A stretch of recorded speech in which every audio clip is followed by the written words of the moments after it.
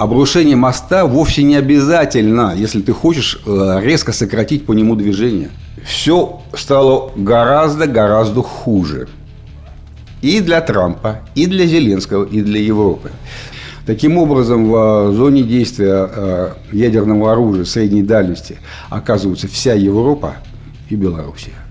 Вот такое последствие у этого всего.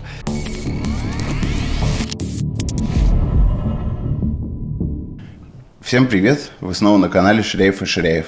Здесь это я, журналист Евгений Ширяев, мой отец, военный обозреватель Валерий Ширяев. Обсуждаем последние события. Здравствуйте. В этот раз мы опять вернемся к вопросу изоляции поля боя, только уже в масштабе стратегическом, и обсудим очень интересный документ американского наблюдателя, который регулярно приезжает на фронт, имеет доступ прям к бойцам, к командованию и так далее. И его замечания для нас уникальны, по сути. Кроме того, обсудим стратегическую обстановку, связанную с развертыванием Орешника и с тем, что наше командование, МИД объявил, что не связан больше, считает себя не связанным с односторонним мораторием на развертывание ракет средней дальности. Да, на этой неделе Минобороны объявила о взятии лишь 2 населенных пунктов. Это в Донецкой области Александра Калинова и Январская в Днепропетровской области. Надо сказать, что на самом деле войска продвигаются все так же активно, но есть период накопления, когда войска перегруппировываются, или, например, они идут в обход населенных пунктов, да, там вот сейчас я расскажу, как это происходит чаще. Не всегда это заканчивается большим количеством занятых населенных пунктов, но это как бы такие флюктуации боевой обстановки вполне объяснимые. Тут вот что интересно. Этот американец, с которым мы будем обсуждать, он как раз об этом прямо пишет, что существует большой зазор между тем, что происходит в войсках, и тем, что потом, как это реализуется на фронте. То есть главные события мы не видим, как внутри организма что-то происходит, а потом вдруг неожиданно бах, и вот эта атака, которая неожиданно заканчивается занятием какого-то населенного пункта, она перед этим готовится длительное время. Если двигаться по традиционным местам оперативных кризисов, кстати, вот что я хотел сказать. Вышел материал, это Рейтерс пишет, о том, что вот у него есть якобы там источники, которые близки к Кремлю, и они рассказывают о том, что Генеральный штаб убеждает Путина, что в ближайшие 2-3 месяца украинская армия то ли будет разбита, то ли фронт рухнет, что-то такое серьезное прямо вот произойдет, очень плохое для вооруженных сил Украины. Но на самом деле, по всем сообщениям источников, никаких вот признаков там, глобального обрушения или там, глобального кризиса такого на фронте нет. И если действительно источники там правы, Рейтерс, и Генеральный штаб вот так думает, то я думаю, что в Арбатском военном округе большие оптимисты сидят. Большие оптимисты. Нет никаких признаков вот такого вот обрушения в действительности. Но я, со своей стороны, хочу заметить, что я меньше склонен доверять источникам Рейтерса вот в этой ситуации конкретно.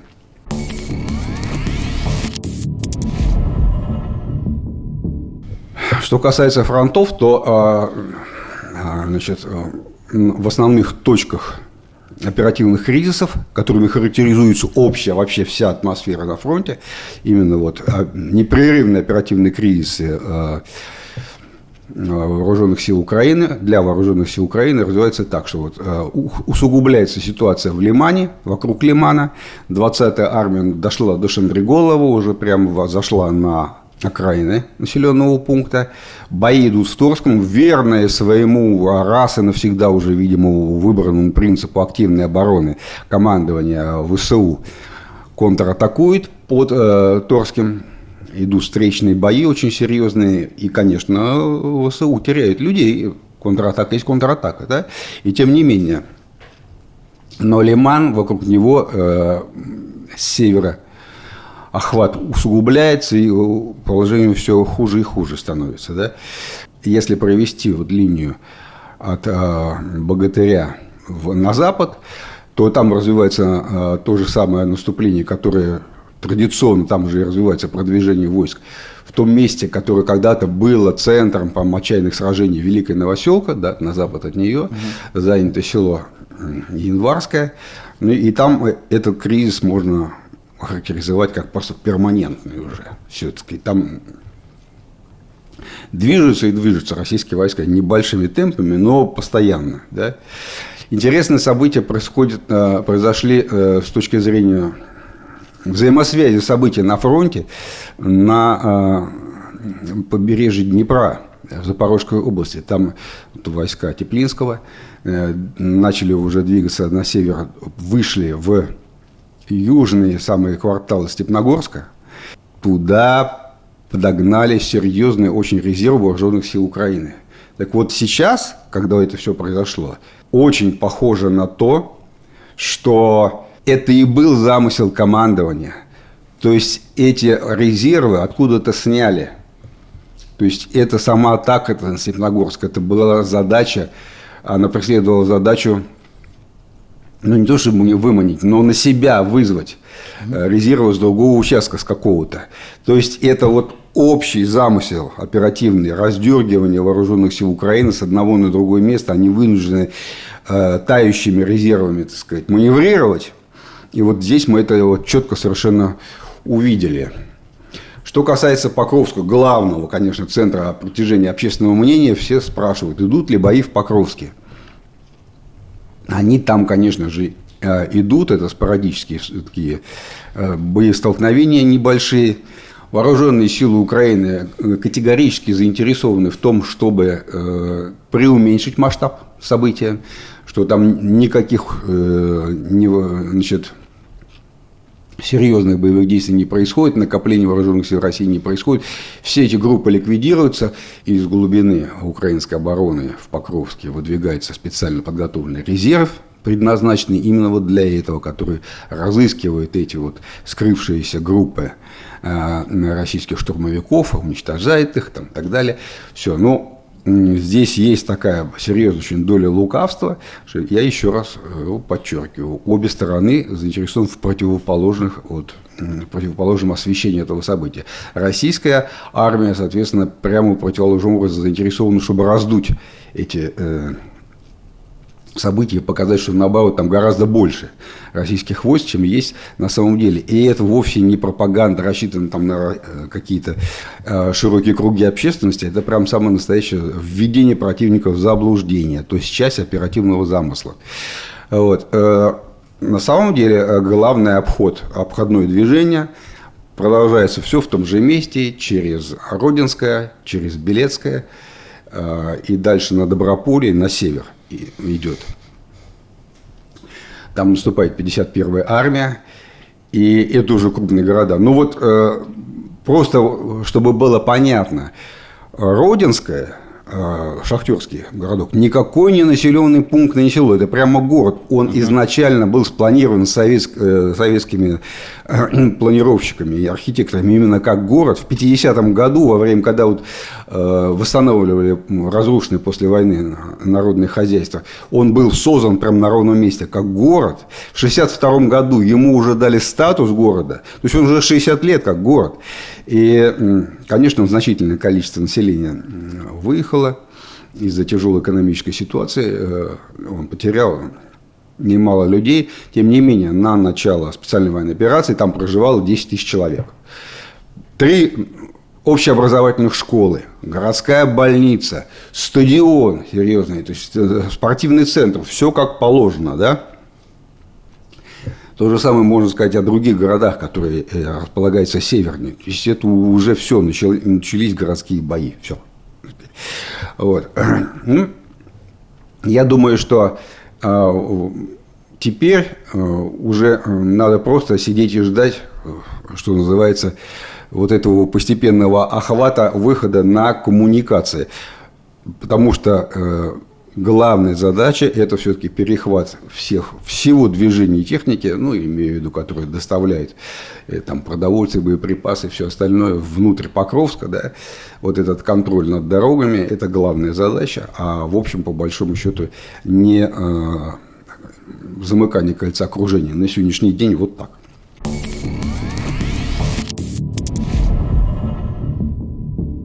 Восточнее Покровска, между Покровском и Константиновкой, где вот шло главное продвижение российских сил, вот произошло знаковое событие. По данным с фронта, замкнуто кольцо, частью которого является Акылибан-Быкское водохранилище. То, о чем мы говорили уже не один раз. Да? То есть войска оттуда командование украинское не выводило. И те населенные пункты, которые были захвачены, в том числе ты об этом только что сказал, они практически сомкнули кольцо окружения. Северной частью этого кольца является вот вытянутое это водохранилище. Длиной приблизительно 5 километров. Ну, если все вместе площадь окруженного плацдарма посчитать, получается приблизительно 15-20 квадратных километров. Если все так, то в окружение, прям в полное окружение, не в оперативное, попали 2 бригады территориальной обороны Вооруженных сил Украины. Они и так потрепаны, это не значит, что прям полноценные бригады, там многие тысячи людей. Нет, конечно. Что теперь, как это будет развиваться ситуация, мы посмотрим. В принципе, само слово водохранилище, оно очень к большим серьезным выводам пододвигало, как непроходимая стена некая. А теперь выясняется, что вообще-то из-за засушливого лета огромное количество водохранилищ по всему Донбассу обмелело, в том числе Акылибан-Быкское водохранилище, и оно сейчас сократилось до 400 метров где-то. И значительную часть его еще можно пройти по пояс. Ну, то есть, ногами, да, по дну. 200-300 метров бойцам надо проплыть. Если уж совсем безвыходная ситуация, можно на север плыть просто через водохранилище, используя подручные средства, например, там, камеры от машин, да, надутые. Но это, конечно, опасная очень ситуация. То есть, все-таки по открытому пространству, когда ты плывешь, ты беззащитно ничего сделать не можешь, да, и FPV-дроны там властвуют над тобой. Конечно, это такая отчаянная ситуация, но если уж совсем надо будет выходить, ну, хотя бы через воду можно будет идти. Вот. Однако, все эти данные еще требуют подтверждения. Пока вот так считается. Я, по крайней мере, считаю, что, скорее всего, действительно окружение состоялось. Причем окружение, о котором говорили уже 3 недели. Многие, так сказать, военные в том числе. Вообще, вот эта ситуация, когда украинские войска сражаются до последнего там, за каждый метр, да, она приводит к интересным ситуациям, к интересным событиям.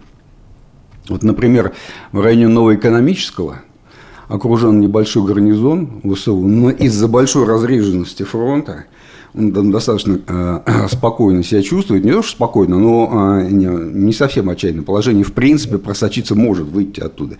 Но снабжается по воздуху, в том числе, но до сих пор. Там есть украинские военнослужащие. Хотя фронт уже ушел. Они практически в кольце находятся. Тем не менее, сражаются там, вот, внутри этого города, который объявлен уже занятым Министерством обороны России давным-давно.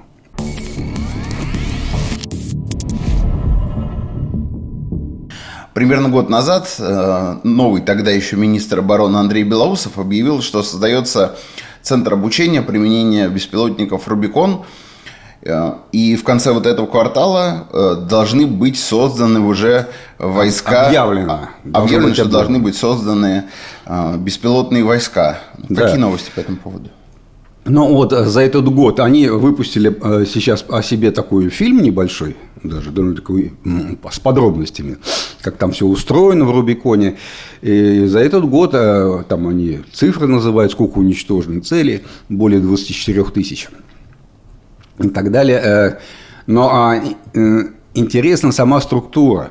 Ты понимаешь, там это, что называется, все свое ношу с собой. И разведка своя, и снабжение своя, логистика своя, аналитика своя. Потом, соответственно, по каждому виду беспилотных летательных аппаратов существуют свои собственные группы, то есть отдельно разведчики, отдельно самолетного типа, отдельно там большие октокоптеры, да, есть отдельные FPV-дроны там, и они постоянно еще и обучают у себя группы операторов, которые приезжают с других участков фронта, которые в Рубикон не входят. То есть это центр обучения и одновременно боевого применения. Там даже я скажу, что больше это похоже на какую-то крупную коммерческую структуру или структуру, созданную по законам именно гражданских коммерческих предприятий. Горизонтальные связи, постоянная гибкая аналитика, реагирование на изменения ситуации, да, анализ этой ситуации, и очень похоже на то, что это прямо вот детище нового министра, и что-то я не верю, что вот сотрудники генерального штаба в том своем качестве, в котором вот мы их знаем всю жизнь, да, способны были вот такое создать. Это что-то совсем новое.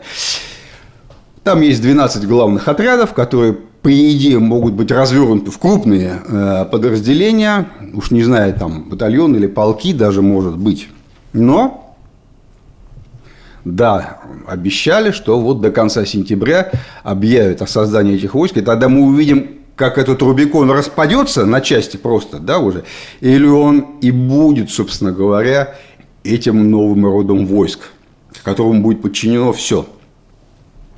Очень важно, еще раз повторяю, кто будет назначен начальником, командующим этого рода войск. Что за генерал, полковник или майор, или кто?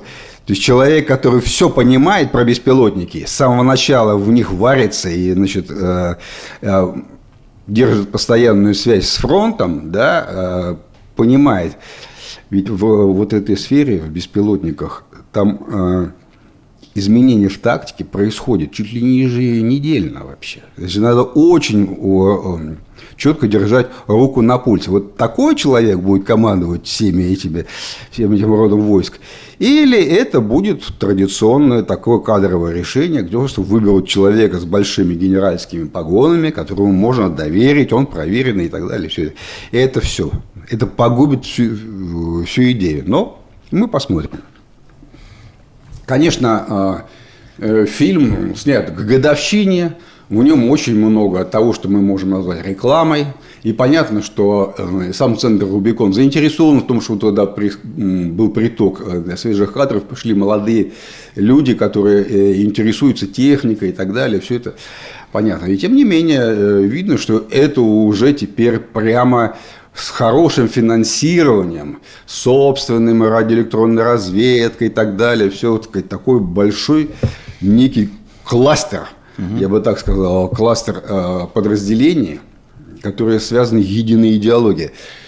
Во что это выльется, посмотрим. Ну, на фронте он впервые себя проявил при ликвидации Курского плацдарма, и сейчас все прям так и ждут, что вот придет Рубикон и поможет. Это правда. Его специалисты очень востребованы на фронтах.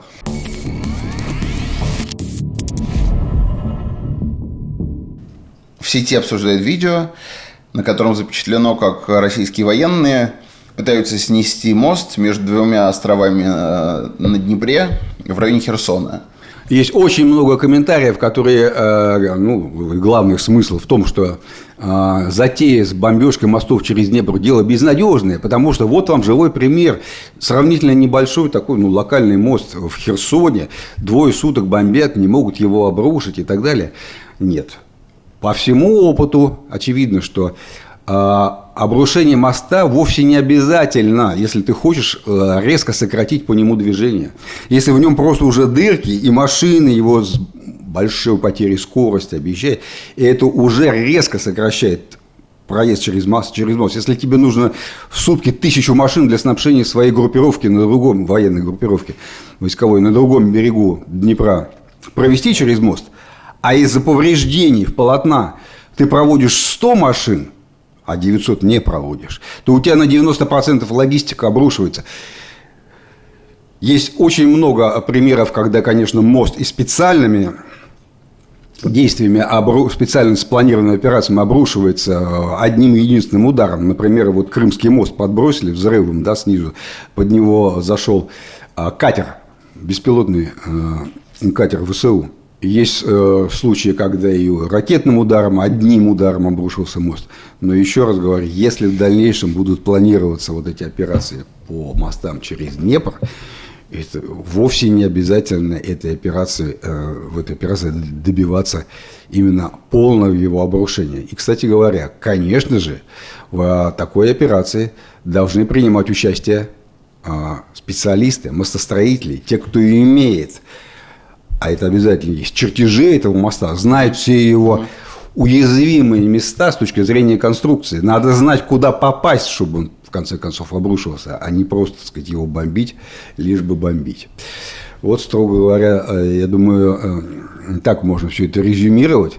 Вся эта полемика, она, конечно, интересная, но я остаюсь при своем мнении. Бомбежка мостов и вообще вывод их из строя – дело совсем не безнадежное. Это вполне осуществимая операция. Когда обсуждают последствия этой бомбардировки моста между двумя районами Херсона, очень много предположений высказывается о том, что российская армия готовится перейти Днепр и занять ту часть, вот, которая сейчас будет отрезана в результате обрушения моста, логистически отрезана от остальной части Херсона. То есть, понятно, что если ты контролируешь и FPV-дронами, и вообще беспилотниками всю территорию и так далее, ты можешь себе позволить, как украинцы в свое время зашли в Крынки на левом берегу, также точно можно попробовать занять вот этот корабельный остров Корабел, да, и как бы начать вроде бы как занимать столицу субъекта государственного, да, то есть Херсон, столицу Херсонской области. Но я сразу скажу, что на пути этого стоит Днепр. Точно так же, как российская армия выявила свои войска с правого берега просто потому, что не могла их полноценно снабжать, точно так же она окажется в такой же ситуации, когда создаст плацдарм на том берегу Днепра, их также точно надо будет снабжать. Ведь давай не забывать, что и Курский плацдарм ВСУ, он обрушился из-за того, что ему дорогу отрезали, вот эту дорогу смерти, а вовсе не потому, что там войска лоб в лоб сшиблись и были разгромлены. Нет, их истощили сначала. Вот эта проблема снабжения, она перед, назовем его так, с иронией, экспедиционным корпусом Теплинского, который он заведет туда, в этот отдельно взятый район Херсона, он столкнулся с точно такими же препятствиями. Поэтому я чрезвычайно скептически отношусь к идее, что российская армия готовится перейти через Днепр. Угу. Нет, этого точно в ближайшее время мы не увидим.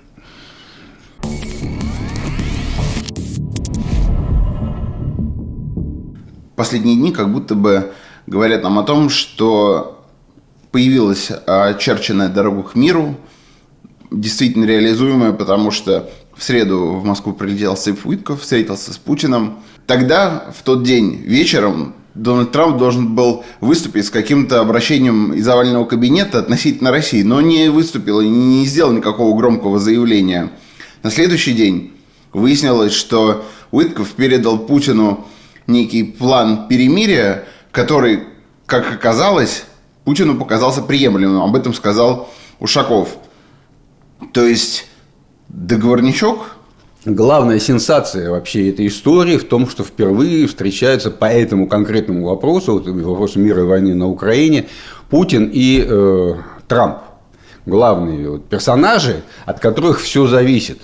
На самом деле от Трампа гораздо больше зависит, чем от Зеленского в этом вопросе. И они, поскольку являются такими солидными лидерами, оба заинтересованы в том, чтобы это чем-то закончилось. Какие-то результаты, чтобы были, чтобы не разъехаться, вот просто так поговорили, и ничего не получилось. Поэтому, да, все на это надеются. Все бросились в версификаторство, все бросились, конечно же, весь мир начал гадать, опять публикуют сценарии. Надо признать, я их посмотрел. Эти все сценарии не сильно отличаются от того, что было в мае месяце, которые сценарии такие же точно публиковались, значит, исхода этих переговоров. Но кое-какие отличия есть. Значит, есть устойчивая версия.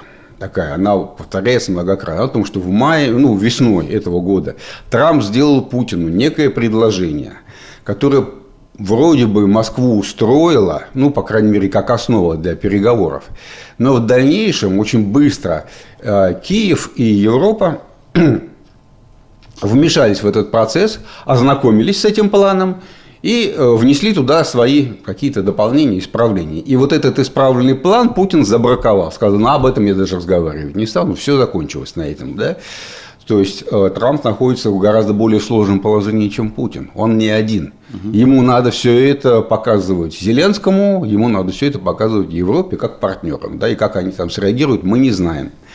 И вот сейчас одна из версий наиболее таких распространенных, то что Трамп снова вернулся к тому неисправленному варианту, который вроде бы Путина устроил тогда. Так? Надо вот сейчас сразу сказать, что изменилось. Все стало гораздо хуже. И для Трампа, и для Зеленского, и для Европы. То есть, если сравнивать ситуацию на фронтах с днем инаугурации, с январем месяцем, когда Трамп вышел и сказал, я там быстро все это урегулирую сейчас, все, и вот сегодняшний день, то появился такой феномен, как непрерывное продвижение российской армии по всему фронту в нескольких точках, а не на одном месте. Постоянное усугубление вот этих вот, то, что мы называем в наших выпусках тактические кризисы. Мы видим очень наглядно внутренний кризис, который возник на Украине за это время. Это когда Зеленский попытался подчинить себе созданные с помощью Запада антикоррупционные органы и просто немедленно столкнулся с в приказном порядке приказом все откатить назад и очень быстро все откатил назад. То есть поставлен под вопрос самостоятельность Зеленского как лидера нации, да, в вопросах внутренней политики. То есть не все ему позволительно. Был прямо окрик из-за океана и из Европы. Значит, что ты делаешь? Это все снижает его вес. Да? И усугубились очень резко все обстоятельства, связанные на Украине с мобилизацией. Статистика по бойцам, которые ушли в дезертирство, продолжает публиковаться. Она не засекречена. И месяц к месяцу она, в общем, одна и та же. Это очень серьезные, так сказать, потери для украинской армии просто за счет дезертирства.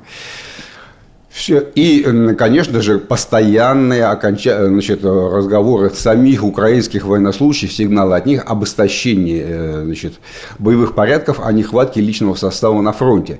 И это подкреплено в том числе и независимыми исследователями, такими как, вот, например, тот же самый Майкл Кофман, например. Да?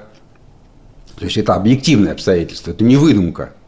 Вот это все в совокупности делает позицию Трампа на переговорах гораздо более слабой. То есть у него ухудшилась переговорная позиция по сравнению с январем и даже по сравнению с мартом сейчас.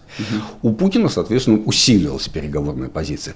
В этой ситуации что-то Трамп должен ему предъявить, какой-то соблазн. Чем-то он должен его купить, что ли, если так можно выразиться. Мы не знаем, что это такое, но это что-то, о чем сказал Ушаков, что Путина заинтересовало.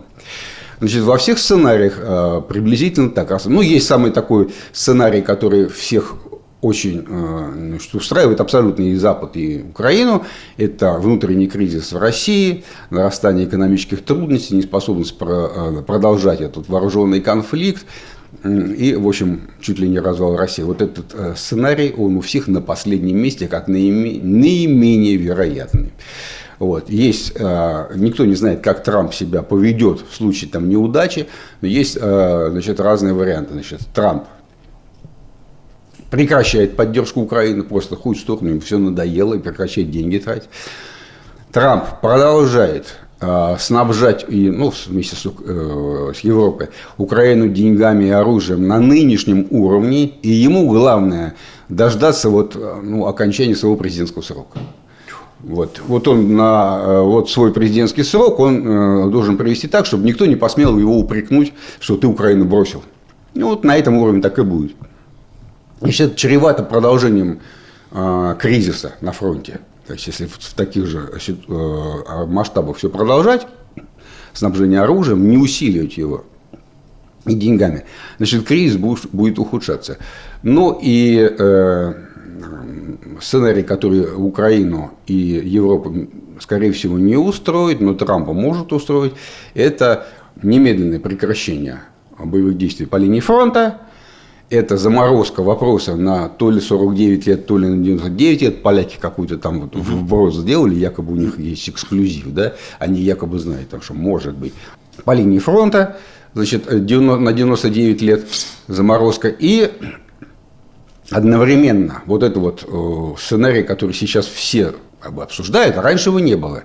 Снятие экономических санкций против России. То есть, раньше даже разговор об этом не было. Частичное снятие, там какие-то облегчения. Теперь говорят просто отменить санкции. Россия встанет на тот же уровень, с которого начинала специальная военная операция в экономическом смысле. Секундочку. Снятие санкций, допустим, это экономические санкции секторальные, персональные санкции.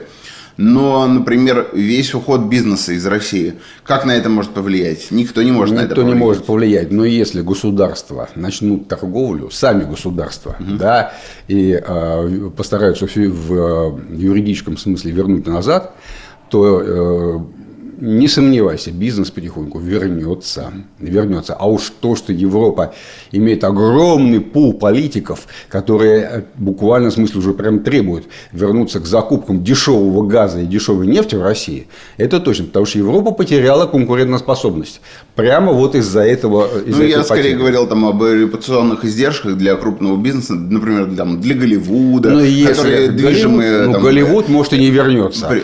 А в том-то и дело, как раз был материал о том, что крупная четверка Warner Brothers, Disney и так далее, эти все, что они раздумывают как раз о том, чтобы вернуться. А некоторые мини-мейджеры, типа Lionsgate, А24 у нас вообще не переставали показывать. Я тебе хочу сказать, что все-таки, если зрители, потенциально аудитория оценивает российскую, это не самые бедные зрители, во-первых, это не нищая Индия, да, и 140 миллионов населения все-таки. Это, в принципе, кусок, да. Но так или иначе, этот пункт снятия санкций, он самый такой соблазнительный во всей этой истории. Путин реально гораздо больше имеет возможность сейчас диктовать условия. Это точно. Мы видим изменения на фронте. Это объективная вещь. Спорить с ним невозможно, с этой вещью. Но есть еще одна вещь.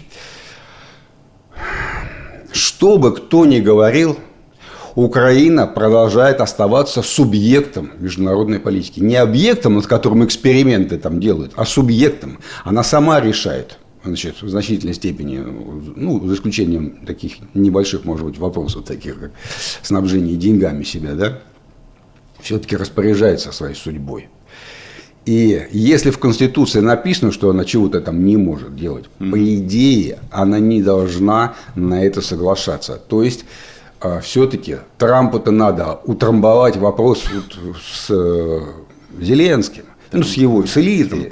Да, они должны как-то этот вопрос решить у себя. И как они будут украинским избирателям все это объяснять, что сейчас все отменяется, все территориальные приобретения России узакониваются и так далее. Это я не знаю, это очень сложный вопрос. Поэтому я сам скептически отношусь к перспективам этих переговоров именно из-за того, что Украина, украинское общество и связанная с ней политика в первую очередь будут препятствием на пути такого исхода. Но, конечно, европейские политики, особенно американские, которым уже все это осточертело, они, конечно, надеются на то, что Путина уговорят. Телеграф писал только что, что со ссылкой на свои источники, что Зеленский якобы готов признать контроль российских войск над территориями, которые де-факто Сейчас, российские войска заняли, но признавать их, конечно же, не будет. Но это тоже такая, да, подвижка. Ну, в общем, да, заморозим на 49 лет, или там вопрос, или на 99 лет, как вот поляки предполагают. Есть вариант, что стороны разойдутся ни с чем, и будет предложен какое-то такое, эрзац решение, что вот, хотя бы вот в этом мы Что значит ни с чем? Просто ничего не получится. Эти переговоры у Путина с Трампом закончатся неудачей. И тогда будет предложен какой-то эрзац, в том числе обсуждает так называемое воздушное перемирие.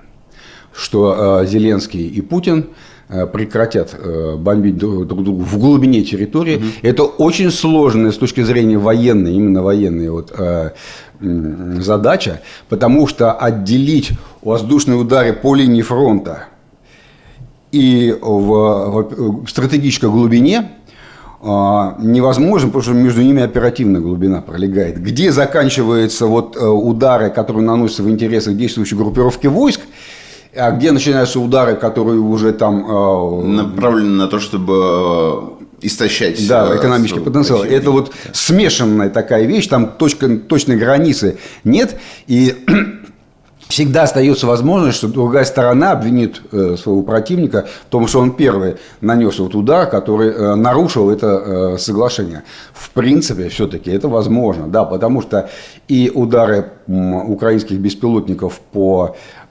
нефтеперерабатывающим предприятиям и оборонным предприятиям в глубине России, так сказать, там, и так далее, и самое главное, полеты, эти удары, которые вынуждают российские власти отключать мобильный интернет, сокращать коллапс в аэропортах, на вокзалах, это все вместе, в общем, создает, конечно, очень большую напряженность в обществе. Поэтому, конечно, интерес какой-то у российского политического руководства существует, без сомнения. Нет сомнений, что у Украины этот интерес прямо жгучий, потому что Россия наносит в последнее время удары прямо по газовой инфраструктуре, по тем местам, где газ заходит со стороны Европы в Украину. Украина закачала сейчас в подземное хранилище недостаточно газа для того, чтобы встретить зиму.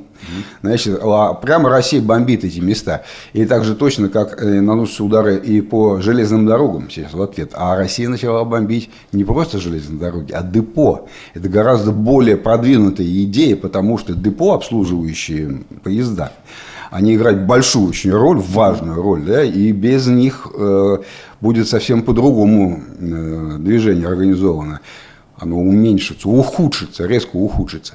В тот момент, когда Россия везде, так сказать, демонстрирует оптимизм, в городах проходят летние фестивали и так далее, все эти удары украинские, их отменить тоже, в принципе, в интересах Кремля. Поэтому я думаю, что такое решение или что-то такого типа, еще какое-то решение ограниченное, частичное, возможно, если стороны не придут к главному соглашению. Но тот комплекс вопросов, который Путин поднял еще бог знает когда, о том, что надо исправлять российско-американские отношения, возвращать не просто посольство, а добрую волю в взаимоотношениях, когда необходимо начать думать о судьбе этого последнего, о котором мы говорили, договора об ограничении стратегических вооружений, а он заканчивается в следующем году, об этом надо думать, о том, чтобы устанавливать какие-то меры доверия и полностью поменять систему безопасности в Европе. Это все, такими переговорами, как сейчас с Трампом, не решишь. Долгий процесс. В принципе, если получится здесь и стороны поймут, что у них есть воля к этим изменениям, то, в общем, это может стать началом большого процесса, большой договоренности, так называемой, по целому спектру, где Украина уже является небольшой частью мозаики этой общей европейской безопасности. Мы же говорили и о о ракетах средней дальности, которые сейчас разворачивают. Ведь это же ядерные ракеты. Это не просто ракеты, это усиление опасности, именно стратегической ядерной опасности вот, с обеих сторон. Вот это все вместе, конечно, гораздо более для Европы и США вопросы, чем просто судьба правительства Зеленского, предположим. Поэтому, вполне допуская возможно, что Запад предпримет какие-то действия, надавить на Зеленского, чтобы, если он упрется рогом, что не хочу на эти события, просто поменять правительство в Киеве. Даже и такое возможно, в принципе. То есть придет новый президент, более трезвый, Залужный, например, да, и более благосклонно посмотрит на усилия сторон, и украинским избирателям скажут, что, значит, невзирая ни на что, мы вынуждены на это пойти, потому что вот обстоятельства выше нас, там что-нибудь такое скажет. Как вот сейчас Пашинян заключает договор, который прямо вот лишает Армению фактически частично суверенитета. Потому что такие обстоятельства. Может быть такое возможно. В конце концов, военный, я имею в виду генерала де Голля, герой Второй мировой войны, отдал Алжир алжирцам и склонился перед обстоятельствами. И французы его поняли. Всякое бывает, в том числе и военные бывают гораздо более трезвые, чем гражданские политики. Вот так я думаю. Но подождем, потому что все-таки настоящих обстоятельств мы еще не знаем. Все впереди. На следующей неделе поговорим.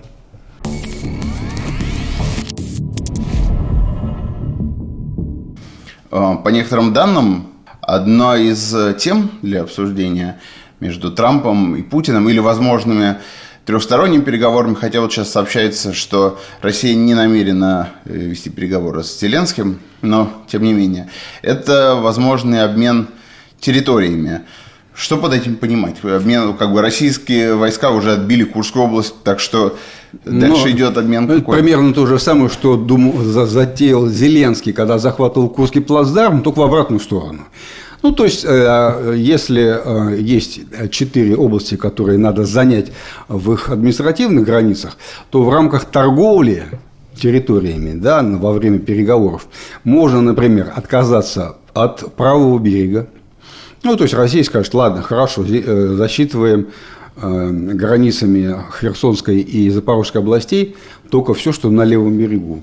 Можно части, которые не заняты российской армией, части, допустим, Запорожской области, обменять на те части, которые российской армией заняты в Сумской области или в Харьковской области.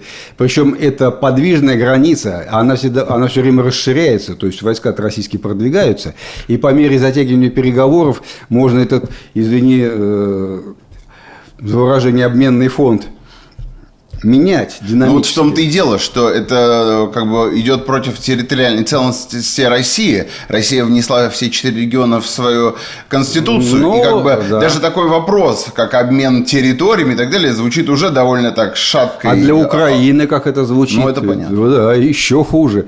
Поэтому, конечно, вероятность такого невысока именно потому, что взбунтуется украинское общество. Они не захотят торговать. А у Путина и его команда в рамках, Дмитриев, Ушаков, все вместе, они в рамках вот этого переговорного процесса вполне могут себе позволить предложить такой обмен территориями. Вполне. Тем более они знают, что эти территории будут все увеличиваться. Звучит как-то странно. Тем не менее, эта идея, она родилась не в России, она родилась на Украине. И она была осуществлена год назад, когда украинские войска вошли в Курскую область. Поэтому логично предположить, что ее просто взяли на вооружение в Кремле.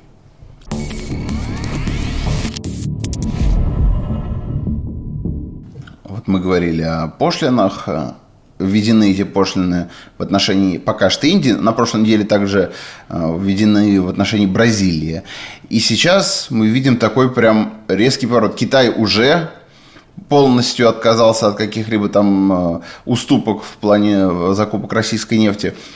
Премьер-министр Индии Моди отправится в Китай впервые за много-много лет, чтобы обсуждать какие-то ответные меры. Лулу де Сильва также сообщается, что будет обсуждать какие-то меры в рамках БРИКС. Все эти страны БРИКСа, которые вроде как могут сделать какой-то ответное движение. Сбунтоваться, да, потому что на самом деле их совместный обмен товарами вполне им позволяет, так сказать, минимизировать вот эти вот потери от пошлин. Вот, например, Бразилия. Как выяснилось, не так-то много они и в Соединенные Штаты, из Соединенных Штатов получают, Соединенные Штаты отправляют в рамках вот их. И Индия, кстати, тоже в рамках их национального валового продукта. В принципе, можно, что называется, вытерпеть какую-то часть. Ведь американская политика, она все-таки волнами идет. Ну, придет демократ вместо этого. Надо переждать 3 года, на самом деле. Надо Трампа переждать. А там будет видно. И я думаю, это вот разговор-то сейчас между Китаем, Индией и Бразилией завязывается, ну, с участием России, конечно же. Он завязывается в том, что суверенитет надо сохранить, ни в коем случае не поддаваться вот на такой шантаж, при том, что это ограниченное действие. Ну, если я имею в виду американская политика, да, она может измениться. Ну, в принципе, разумные соображения. Если уж там регулярно президенты от разных партий приходят с совершенно противоположными взглядами вообще на политику и на таможенную, на тарифную политику в том числе, я думаю, это имеет под собой, так сказать, такую реальную основу. Это не на пустом месте задумки такие. Давай потерпим 3 года, это как-то лучше звучит, чем это бесконечный ужас без конца. Вот так скажем, ужас без конца, да?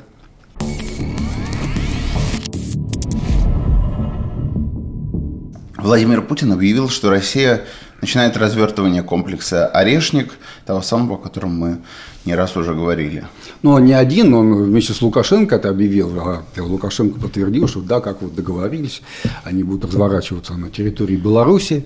В общем, все, кто хотел бы разобраться вот в этой истории, должны понимать, что это не начало истории, это ее фактически последний на данный момент вот этап. Началось все в 2002 году, когда США впервые вышли из первого договора. Потом в дальнейшем они как асфальтовый каток шли по этой дороге и вколачивали сваи по дороге. Каждая свая – это выход из определенного договора. Там противоракетное оборудование, открытое небо, ограничение ракет средней дальности и так далее. То есть они вышли отовсюду, кто могли, остался последний договор сейчас, это по стратегическим вооружениям. Но я тебе сразу скажу, что у нас впереди, мы об этом сказали, строительство Золотого купола. Вот этот договор об ограничении стратегических вооружений, он с Золотым куполом несовместим. Несовместим, они должны будут обязательно из него выйти. Потому что хочешь строить противоракетную оборону, выходи из договора о ограничении стратегических вооружений. Все это связано с глобальными изменениями в военном балансе. А Соединенные Штаты в свое время поняли, что соперников нет, ну, таких настоящих, да, как вот был Советский Союз. И все эти договоры, которые были отражением той еще эпохи предыдущей, военного баланса, накладывают на них излишние ограничения, которые им совсем не нужны. Уже техника меняется, все меняется, надо развиваться. Все. Поэтому где-то в 2008-2010 году еще начали первые тестировать части вот этих будущих ракет, приборы и так далее, средней дальности, которые еще по договору нельзя было производить. Вот. И эти ракеты уже были заложены, так сказать, в НИОКР, на исследовательских опытно-конструкторских работах. Соответственно, но почему так получилось? Большую роль сыграл Китай, огромную роль. Китай вообще сейчас развивает свои стратегические ядерные силы, но у него нет разделения на стратегические ракеты, которые вот летят в Соединенные Штаты, и средней дальности ядерные ракеты, которые должны поросить там базы в Японии, Южной Корее или где-нибудь на Филиппинах. Понимаешь? На Тайване, да, совершенно точно. То есть китайцам все равно, они не собираются делать это различие. Это где-то там в Европе есть договор, который запрещает ракеты средней дальности, а для них ракета средней дальности для китайцев это основной инструмент вообще. Понятно, что у китайцев своя стратегическая линия, они не обязаны никому подражать там, и учитывать чьи-то там обстоятельства. американцам в этой ситуации было кровь из носу необходимо в то же производство ракет стратегических средней дальности, ядерных, обязательно ядерных, с ядерными боеголовками, да, для борьбы, для адекватного ответа китайским ракетам средней дальности.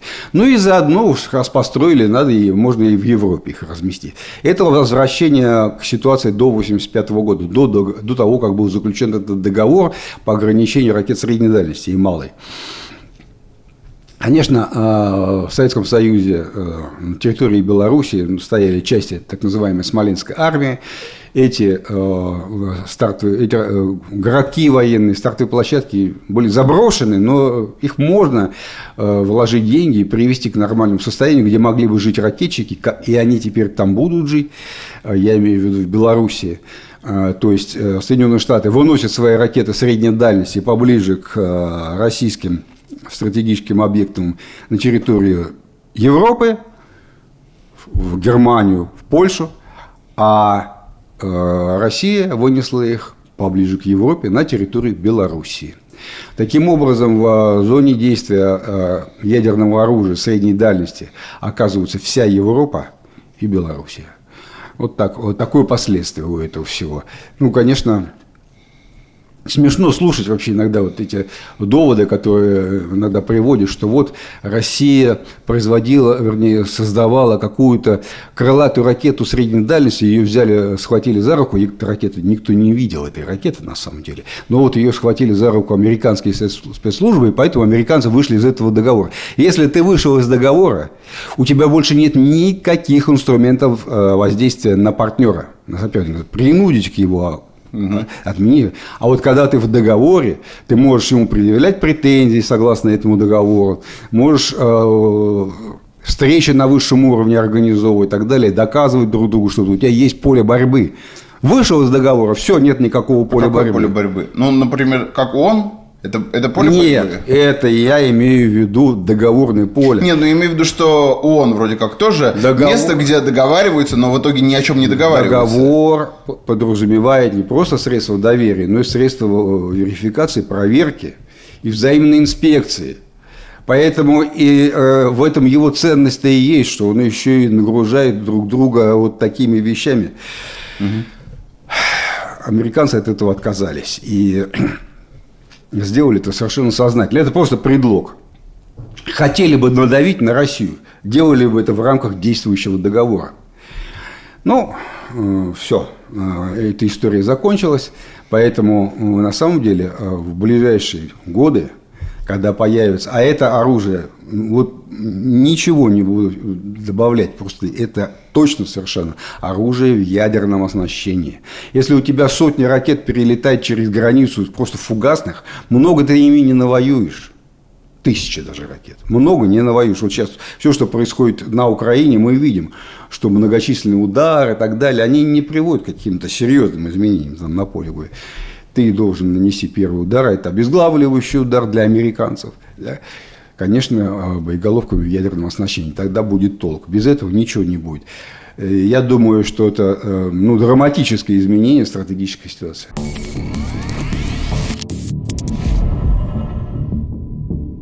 И надо понимать, что вот эта ситуация вся, она осложнена именно развитием ядерных сил Китая. Не просто так американцы решили, вот давай мы выйдем из договора с этой. Именно из-за Китая вышли. Вот в этом проблема. И Россия, и американцы не могут на Китай в этом смысле повлиять. Поэтому в какой-то степени этот договор, наверное, был обречен. Это, я думаю, так. На этой неделе как раз стало известно, что Китай ввел жесткие ограничения на экспорт редкоземельных металлов, ключевых металлов для ВПК, которые вроде как должны были идти на Запад. Для американских, в основном американских, но не только, европейских тоже, компаний военно-промышленного комплекса наступают тяжелые времена. Потому что, как теперь понятно, китайцы контролируют до 90% производства редкоземельных металлов, которые очень важные составляющие при производстве оружия. Ну, вообще сложных технических систем, электронных систем. В том числе, вот, например, ниоби используется при создании излучающих элементов локаторов. В России даже такой локатор есть, так и называется, ниоби. Вот.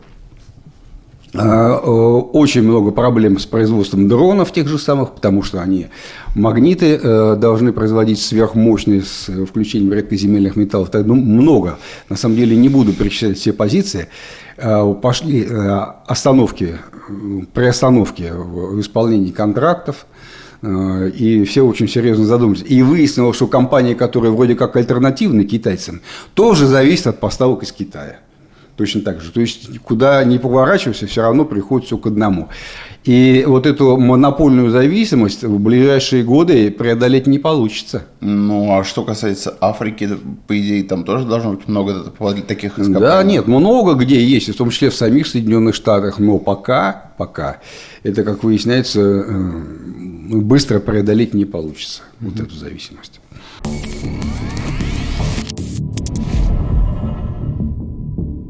Вот этот вот аналитик американский, которого ты упоминаешь, это Майкл Кофман, человек, родившийся в Киеве, живший в детстве в Украине, но сейчас вот он уважаемым специалистом по России и Евразии, в том числе военный аналитик. И его недавно очень много обсуждали в российской прессе, потому что он выпустил такой длинный пост в Твиттере, ныне соцсети X, о состоянии украинской армии после того, как он побывал на фронте.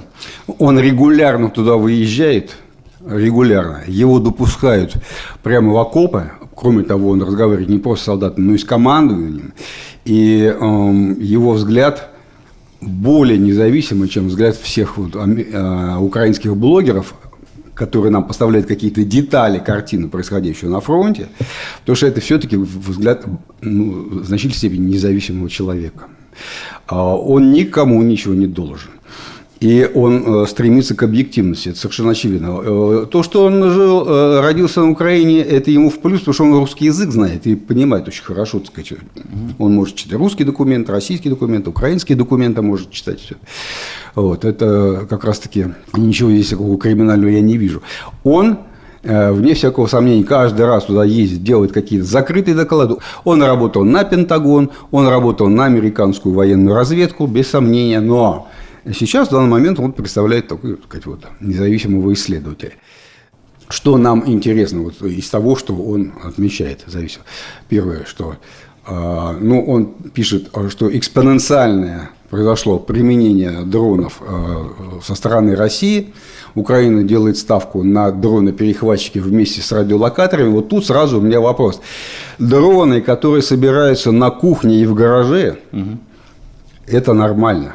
Но радиолокаторы ты на кухне и в гараже не соберешь. Где набрать такое количество радиолокаторов небольших для вот этого соединения в комплексе с дроновыми перехватчиками, я не знаю. Это, так сказать, отдельный разговор. Тут вопрос большой, насколько это получится.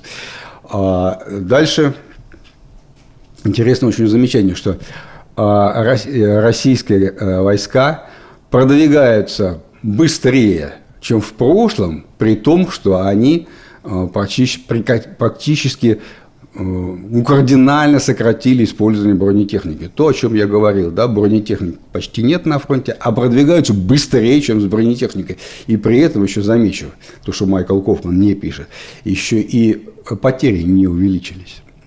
Вот это прямое следствие вот какой-то нащупанной российскими командирами тактики новой. Да? Далее, важный момент. Огромная работа была проделана на Украине с большими затратами бюджетных средств и человеческого труда по прокладке линии обороны в тыл противника, в 3 линии иногда. И тут он замечает, что, в общем, они пустые, и они уже никогда не будут наполнены войсками. Потому что так изменилась тактика, что такие сплошные линии обороны, наоборот, приносят смертельную опасность, привносят в действие войск. Нельзя сидеть в окопах уже сейчас. Скорее погибнешь, чем выполнишь боевую задачу. Сейчас совсем по-другому строятся уже, так сказать, как маленькие небольшие узлы обороны, небольшие отдельные окопы, но сплошные линии, все. То есть впустую это было. Труд потрачен, и так вот он и пишет, что это укрепления, на которых просто нет войск, ну, на Украине дефицит, и с личным составом, и они никогда не будут заполнены какими-то войсками. Вот. И еще очень важный момент такого для наблюдателей внешних, для всех, что внутри этого процесса происходят определенные вещи, которые поначалу незаметны, а потом выливаются в резкие какие-то изменения. Он это описывает таким принципом, что события развиваются сначала медленно, а потом быстро. Сначала медленно-медленно, а потом вдруг. Вот. Мы это называем в наших выпусках тактическими кризисами. Но вот он правильно совершенно указывает на то, что тактические кризисы подготавливаются, они развиваются. И внутри вот это вот неблагоприятное стечение обстоятельств, развитие обстановки, накопление ошибок командования, все, что происходит медленно. Вроде бы линия фронта стоит, ничего не происходит. Потом вдруг неожиданные изменения. Вот эти все зависит от деталей, от подробностей, которых вот в большинстве случаев мы не знаем. В большинстве случаев даже командование Украины и России не знает. Да? Вот то, что вот самое главное из всего, что Майкл Кофман сказал, чтобы я хотел запомнить для себя и на будущее тоже. Кроме того, говоря о реформе корпусной украинской армии, он сказал очень важную вещь, которая, конечно, характеризует вообще весь стиль управления украинской армии, ВСУ, что командование на больших высотах, в том числе в корпусах, занимается микроменеджментом. То есть они непосредственно отдают приказ на отход или запрет на отход, откуда, что вот мы говорили, Клебан-Быкское водохранилище и так далее, или приказ на какие-то наступательные действия, которые чреваты очень большими потерями. То есть, контратаки, да, те самые. То есть, если кому-то надо отступить с позиции, это надо согласовывать с очень высоким начальством. Ты не можешь получить разрешение от командира бригады своей. Да? Это через две ступени выше какой-то начальник, вот то, что Кофман называет микроменеджментом, смотрит на эти мелкие вещи и влезает, запрещает или требует что-то. То есть через головы начальников и командиров. И, в общем, это нарушение принципа единоначалия. Ничего хорошего в этом нет.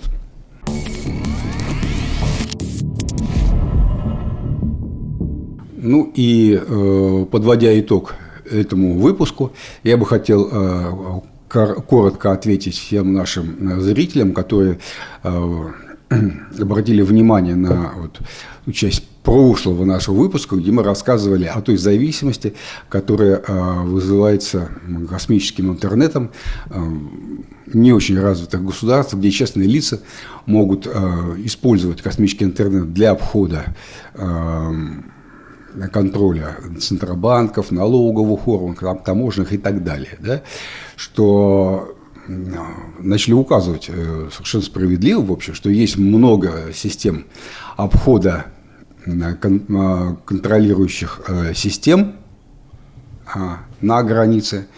И сейчас, и просто по проводам, в тех условиях, в которых мы и находимся, что можно завести счет в каком-то банке иностранном, можно вести даже и бизнес, не сообщая об этом контролирующие органы. Все это так, действительно. Но вы поймите, что все это государство, с вами входит в взаимоотношения, может контролировать, держа в руке провод, через который идет ваша информация. Она идет по земле. Вы правильно указываете о том, что можно жульничать. Можно. Но есть и средства контроля. Аппаратно-программные средства контроля. То есть можно закупить соответствующее оборудование или самому создать новые программы, которые будут контролировать трафик, вычленять ваше потенциальное жульничество. Ну, в общем, ты вступаешь в борьбу с государством уже откровенно. Таким образом, начинается игра в кошки-мышки. Да, но когда у вас это происходит, государство в руке держит кабель. Это самое главное условие. Посмотрите внимательно, если вам интересно это, какие усилия государство предпринимает для того, чтобы контролировать шлюзы, где национальный интернет, так называемые шлюзы, да, выходит в международные линии интернета. какое оборудование там ставится. Это же все не просто так. И вот эти средства обхода, о которых вы сообщаете, они существуют, но с ними и борьба ведется непосредственно, постоянная, безостановочная. Поэтому появление нового канала связи спутникового интернета, который вообще никак не контролируется, вызывает новый этап этой борьбы. Да? И посмотрите, какая отчаянная рубка шла, когда шли переговоры о российских органах, в том числе ФСБ, с OneWeb, которая хотела запустить спутниковый интернет в России, да, какие условия им выставлялись. Если все так просто, как вот вы считаете, вот с обходом этих всех запретов, то почему же тогда государство национальное так трепетно относится к контролю за связью? Ведь вопрос связи глобальный – это вопрос национального контроля. Вот все, что я хотел сказать. Это очень интересная история. Не отнеситесь к нему так вот легкомысленно, как вот вы что-то сейчас делаете, и вроде это вам доказывает, что вы всесильны. Нет, это не так. Что ж, на этом у нас все. Спасибо большое, что посмотрели. Поставьте лайк, подпишитесь на этот канал, на наш телеграм подпишитесь. И, конечно, благодарим всех, кто нас поддерживает на Бусти традиционно. Спасибо вам за то, что были с нами. До следующих встреч. Постараемся делать интересные передачи. До свидания. До свидания.